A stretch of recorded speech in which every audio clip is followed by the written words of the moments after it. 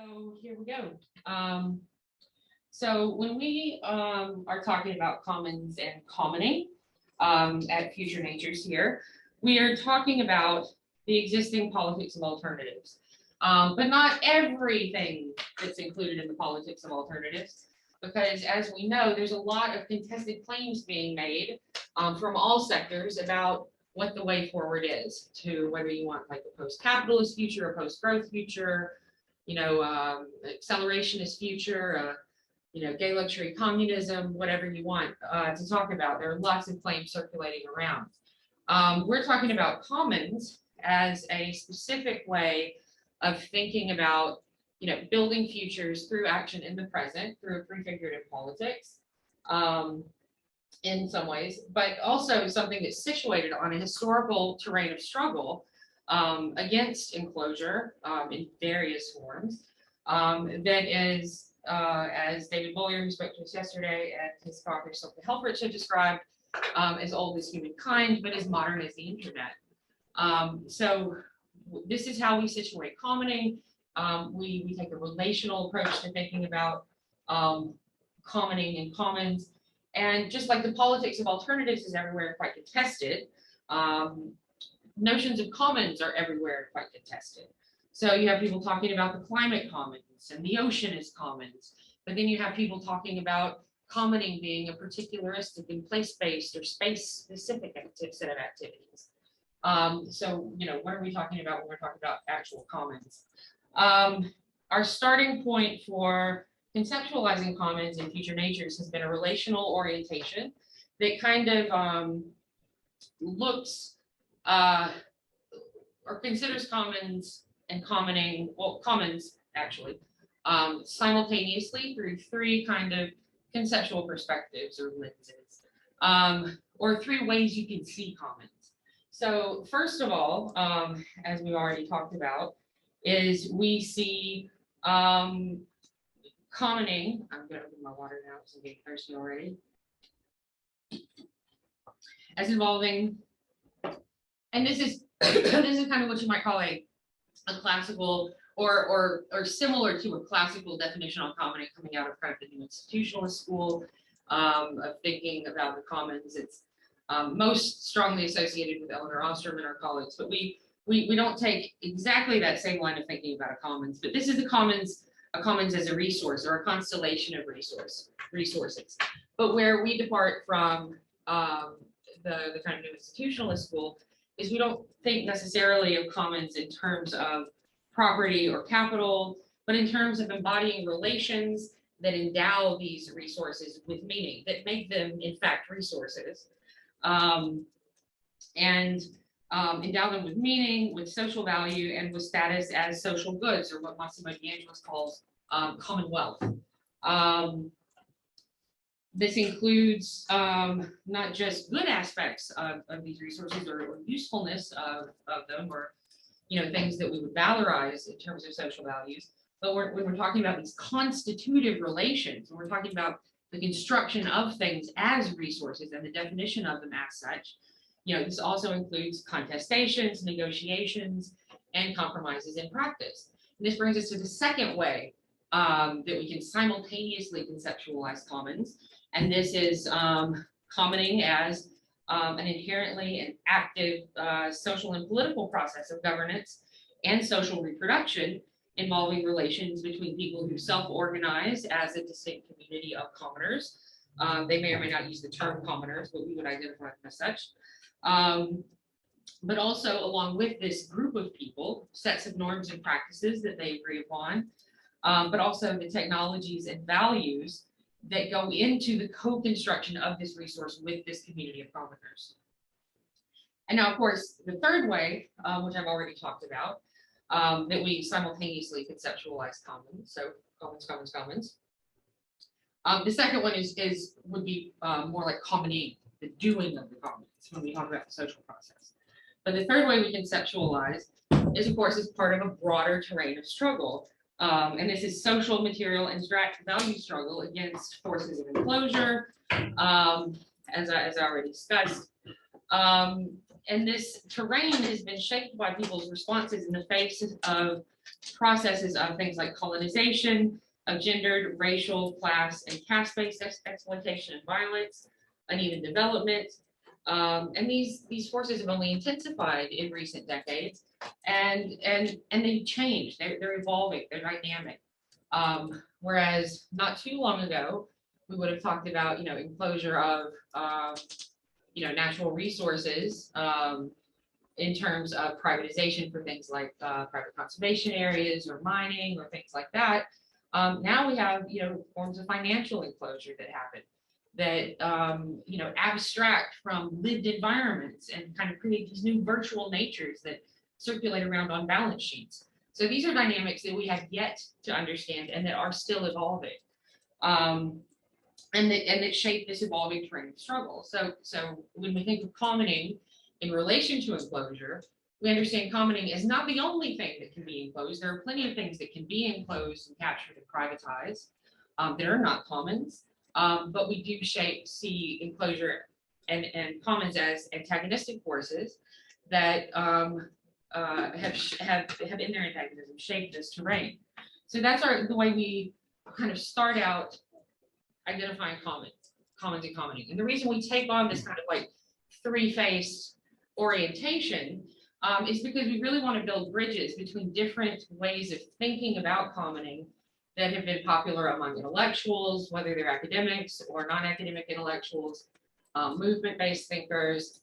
And yeah, there are lots of histories of thinking about what commons are and thinking about doing the commons. So what we want to do is create a space in the center for dialogue across these different perspectives and traditions and histories. Okay, yeah, I want to show this matrix because it looks really complicated, and I apologize for that, but that's because we're dealing with big ideas and we're trying to talk about a global terrain and be inclusive of the different spaces where we know that commoning occurs, that the actually existing commons exist and have existed in the past. So I want to introduce briefly, especially since we have a bunch of researchers together, this research framework that's guided our thinking and helped us organize our thoughts as we process like massive amounts of literature, talk to a ton of people who think about these things all the time and have thought about them for a long time, and have gone through like, careers of debate and things like that. So basically, to introduce this, we call this matrix basically dimensions of commoning, but we have basically 5 dimensions of commoning, which we call construction, production, reproduction, disruption, and horizon, that cross-cut 6 domains of commoning practice. And of course, like these domains of commoning practice aren't perfectly discrete spaces or areas of activity. They all overlap and flow into each other. But yeah, for the sake of having a way to kind of organize our thinking about it, it is kind of helpful to think about these different spaces of commoning on the basis of, some things that might differ about different contexts. But then the cross-cutting dimensions of commoning are helping us think across these forms of commoning about what are the similarities and differences and sorts of contestations that link up across these domains if we're thinking about commons as a terrain of struggle. So these spaces basically are nature and natural resources, which is going to be the first theme that we really deal with the center or engage with in the center as we get rolling and we roll out, start to build that research program, start to roll out a small grants program that we have, and start to really think about the stories that we tell about commons and struggles to defend the commons, and processes and dynamics of enclosure. And then the second of these domains is cities and peri-urban space. I think that's pretty self-explanatory. The third of these is knowledge, technology, and culture, which we talked about a bit yesterday.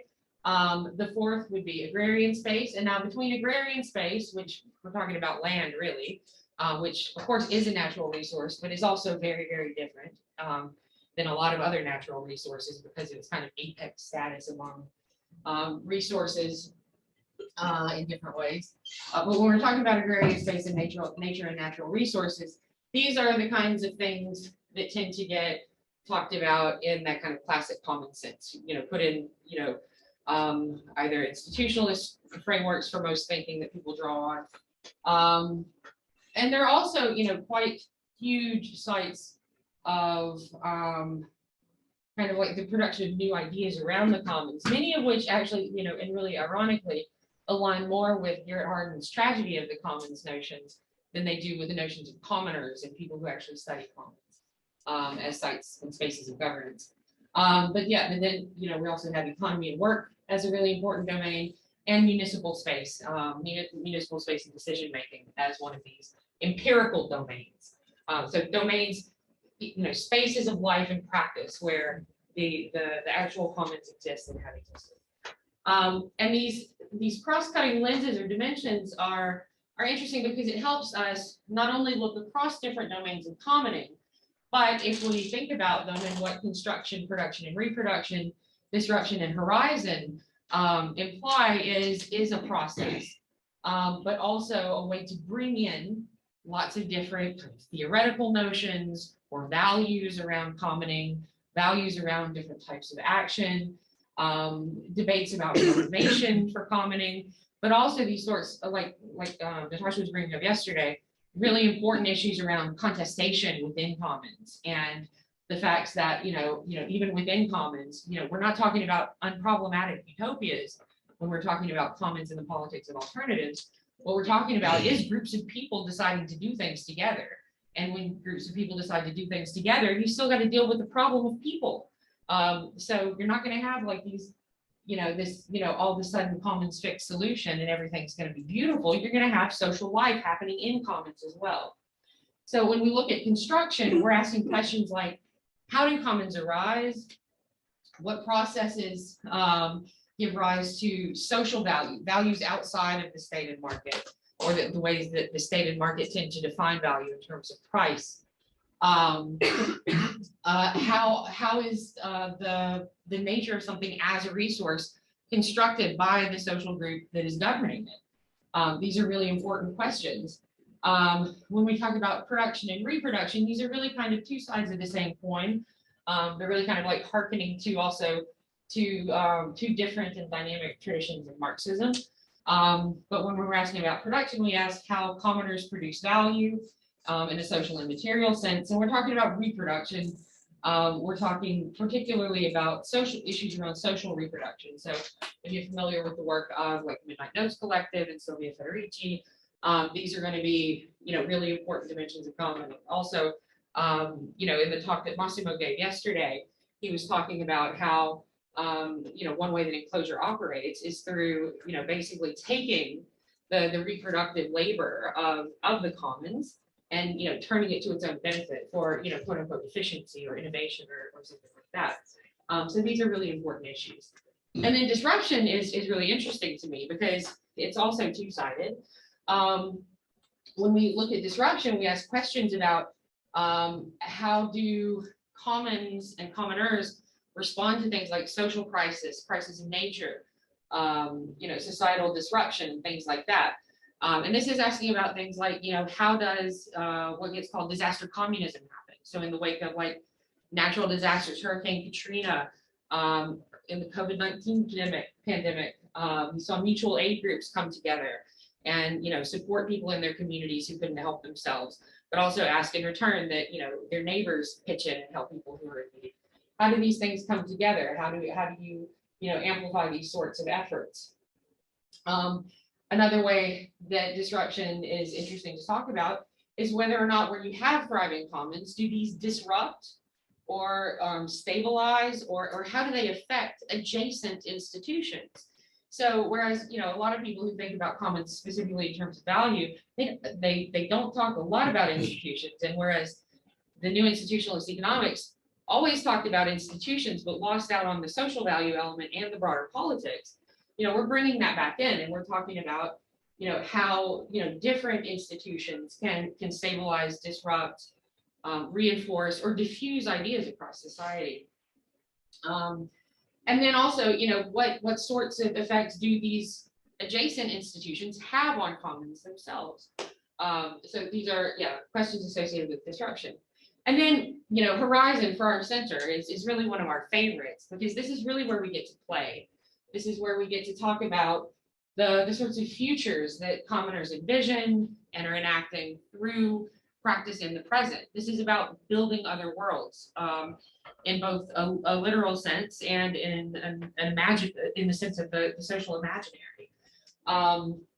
What are the visions, motivations, grounded theories? So like the theories that people who are doing action to create commons, to link up different commons in networked ecologies that, cross geographic space and virtual space, what are motivating these actions? And within this global politics of alternative that I started talking about earlier, what sets commons and commoning apart from other things that people are claiming is the solution, or is, a solution, or the pathway that we should be taking. So with this conceptualization in mind, I want us to take a few minutes to just like be quiet in our minds. Or sorry, that was really kind of rude sounding. To quiet our minds, to think about things like social reproduction, social value, not about research, not about like making value for the university, not about like going to work, but like about things that are really important and that motivate you in what you do in your life. So I want you to do what I say, think like a commoner, because you're probably already a commoner, even if you don't use that word. I want you to close your eyes and think about when you make any decision about what you're going to do today, about something, just relatively important, not doing the laundry, or maybe it is doing the laundry. But yeah, not the choice between eating toast and a bagel, but really just about almost anything else in your life. Close your eyes too. Okay. I want you to close your eyes and think about what you're producing through that labor that you're choosing to express. Because that's labor, and that's worth something. So I want you to think about what forms of value you're creating and for whom.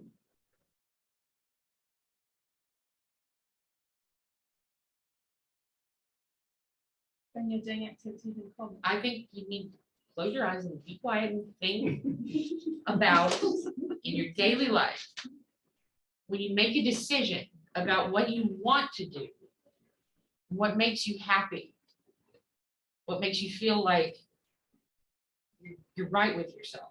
When you make a decision about what you're going to do that day, what is the form that value takes? What are you producing?